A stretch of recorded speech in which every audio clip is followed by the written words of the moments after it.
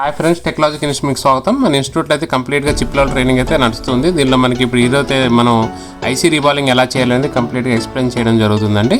దీనిలో మనకి ఎలా ఐసీ రీబాల్ చేస్తారో దానికి కావాల్సిన మనకి ప్రికాషన్స్ ఏంటి, ఎలా జాగ్రత్తలు తీసుకోవాలనేది ఎక్స్ప్లెయిన్ చేస్తున్నాను. దీనిలో మనకి ఇప్పుడైతే మనకి CPU వర్క్ అయితే జరుగుతుంది. ప్లస్ ఇది డబుల్ డెక్కర్ మొబైల్ అయితే దీన్ని ఎలా రీబాల్ చేయాలి, ఎలాగ రీఇన్స్టాల్ చేయాలనేది ఎక్స్ప్లెయిన్ చేయడం జరుగుతుంది. ఇక్కడైతే మనం ఐసీ అయితే ఆల్రెడీ ఓపెన్ చేసాం, ఆ తర్వాత మనం క్లీన్ చేస్తున్నాం అనమాట.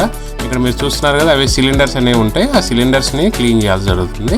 ఇది మనకి ఎక్కువగా శాంసంగ్ ఫోన్స్లో అయితే ఈ టైప్ ఆఫ్ మనకి డబల్ డెక్కర్ అయితే కనిపిస్తూ ఉంటుంది. అదే మనకి అదర్ ఫోన్స్ లైక్ మనకి ఓప్పో, రియల్మీ, OnePlus అట్లనే MI వీటిలో అయితే మనకి డిఫరెంట్ వేరేగా ఉంటుంది. కాబట్టి నో ప్రాబ్లం. ఈ సిలిండర్ టైప్ CPU రీబాల్ చేయడమే కొంచెం మనకి ఇబ్బందిగా ఉంటుంది. బట్ అయినా కూడా మనం చేయొచ్చు, పెద్ద కష్టమేం కాదు.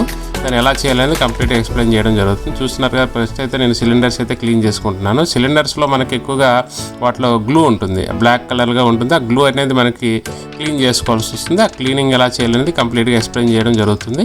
ఇక్కడ మనం క్లీన్ చేస్తున్నప్పుడు మనకి ఐసీ అనేది డ్యామేజ్ కాకుండా, ఎందుకంటే సిలిండర్స్ ఏమైనా డ్యామేజ్ అయితే మళ్ళీ ర్యామ్ కూర్చోవడం కష్టం అవుతుంది. కాబట్టి కొంచెం జాగ్రత్తగా చేసుకోవాలి. దీనికోసం మనకి హార్డ్ బ్రష్ బాగా యూజ్ చేస్తాం. ప్లస్ మనకి సపరేట్గా గ్లూ రిమూవర్ ఉంటుంది.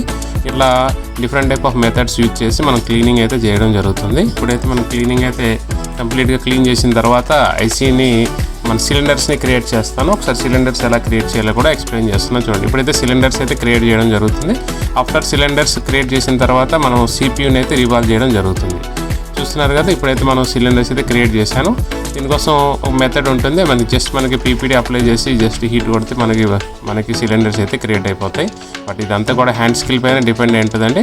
వితౌట్ హ్యాండ్ స్కిల్ మనం దేన్ని కూడా మనం చేయలేము. With hand skill important. దానికోసం మనకు హార్డ్ వర్క్ చేయాల్సి వస్తుంది.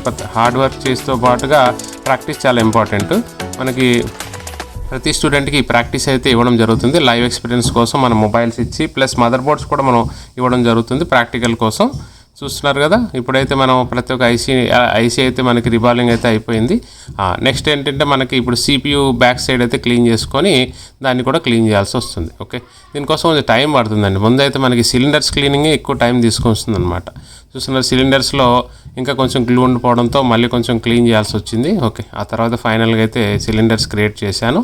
ఆఫ్టర్ సిలిండర్స్ క్రియేట్ చేసిన తర్వాత మనం CPU అయితే రీబాల్ చేయాల్సి వస్తుంది. మీరు ఇప్పుడైతే ఫైనల్గా CPU రీబాలింగ్ కూడా చూస్తారు. ఓకే, ఇప్పుడైతే CPU అయితే రీబాలింగ్ చేయడం స్టార్ట్ చేశాను. ఓకే, CPU రీబాల్ చేసేటప్పుడు ముందైతే మనం క్లీన్ చేసుకున్నాం CPUని. దానిలో కూడా మనకి బ్లాక్ గ్లూ ఉంటుంది. గ్లూ అయితే క్లీన్ చేయాల్సి వస్తుంది. చూస్తున్నారు కదా, ఆ తర్వాత మనం రీబాలింగ్ అయితే చేసుకుంటున్నాం. దీనికోసం PPD అప్లై చేశాను స్టెన్సిల్ పైన. ఓకే, స్పెషల్ స్టెన్సిల్ ఉంటాయి. బెస్ట్ యూనివర్సల్ కాకుండా స్పెషల్ స్టెన్సిల్ వాడడమే బెస్ట్ అనమాట. ఓకే, చూస్తున్నారు కదా, ఇప్పుడైతే మనకి చూడండి బాల్స్ అయితే క్రియేట్ అవుతున్నాయి. ఇప్పుడు CPU బాల్స్ అయితే క్రియేట్ అయిపోతున్నాయి. దీనికోసం సపరేట్గా 183 PPD యూజ్ చేశాను.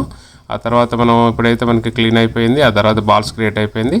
ఇప్పుడు చూస్తారు మనకి ఫైనల్గా మనకి CPU అవుట్పుట్ ఎలా వస్తుంది, బాల్స్ ఎలా క్రియేట్ అయ్యాయి అనేది మీరు చూడొచ్చు. ఓకే, ఇట్లా మనకి తర్వాత ర్యామ్ కూడా మనం రిబాల్ చేయాల్సి వస్తుంది. ఫైనల్గా ర్యామ్ CPU రెండు రిబాల్ అయిన తర్వాత రీఇన్స్టాల్ చేయడం జరుగుతుంది.